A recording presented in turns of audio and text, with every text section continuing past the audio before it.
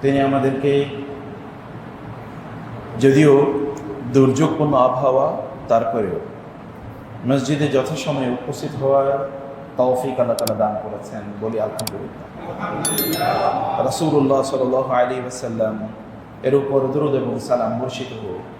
আল্লাহুম্মা সাল্লি ওয়া সাল্লিম ওয়া বারিক আলা নাবিয়িকা মুহাম্মদ, আল্লাহুম্মা সাল্লি আলাইহি, আল্লাহুম্মা বারিক আলাইহি।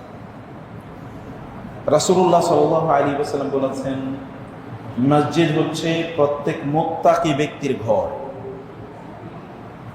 প্রত্যেক মুত্তাকির ব্যক্তি কি ঘর, তার ঘর হলো মসজিদ। অন্যান্যদের ঘর ভিন্ন, কিন্তু মুত্তাকিদের ঘর, তার বাসা হলো মসজিদ। আর যেই ব্যক্তি মসজিদকে তার ঘর বানায়, কিসের জন্যে?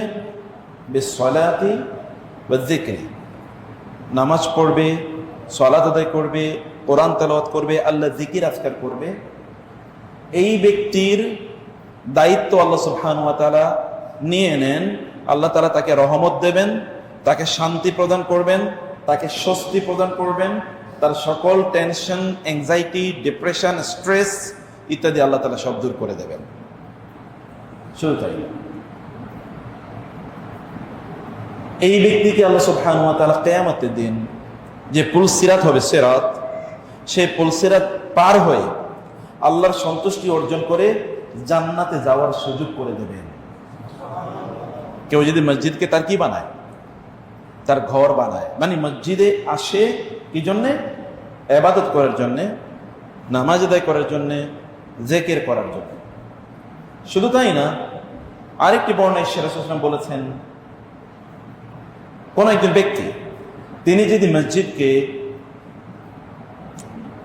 মা তাওয়াত্তানা রাজুলুন আল মাসাজিদ লিস-সালাতি ওয়াজ-যিকরি, কোন একজন ব্যক্তি তিনি যদি মসজিদকে সালাত এবং জিকির এর জন্য তার বাসস্থানের মতো করে ব্যবহার করে, যেমনি ঘরে গিয়ে থাকে এইভাবে এরকম শান্তির মতো করে এখানে সময় দেয়, তাইলে কি হবে? ইল্লা তাবাশশাল্লাহু ইলাইহি কামা ইয়াতাবাশশু গায়িবুকুম হাদিরুকুম বিগায়িবিহিম ইযা কাদিমা আলাইহিম।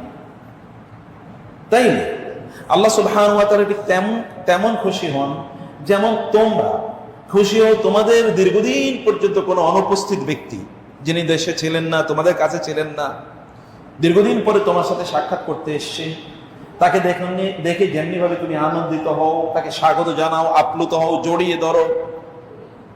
এরকম আল্লাহ সুবহানাহু ওয়া তাআলা কোনো ব্যক্তি যদি মসজিদে আসে, প্রতিবারই যখন সে মসজিদে আসে ততবারই আল্লাহ সুবহানাহু ওয়া তাআলা তাকে এইভাবে স্বাগত জানান এবং আল্লাহ তাকে দেখে আনন্দিত হন।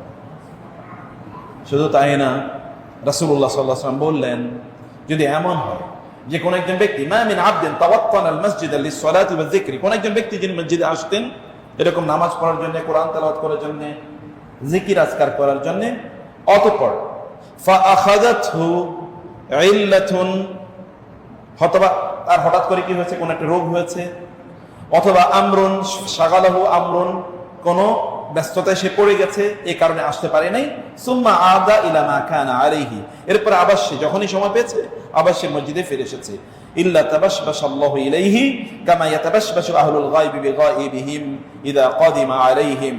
এটা সহিহ বর্ণনা ইমাম মুনজিরি তার তারগীব ওয়াত তারহিবে উল্লেখ করেছেন। তাইলে আল্লাহ সুবহানাহু ওয়া তাআলা তেমন খুশি হন যেমনি ভাবে তোমরা খুশি হও তোমাদের কাছ থেকে দীর্ঘদিন কোন একজন ব্যক্তি দূরে থাকার পর যখন তিনি আসেন তাকে দেখার পর। সম্মানিত ভাইরা,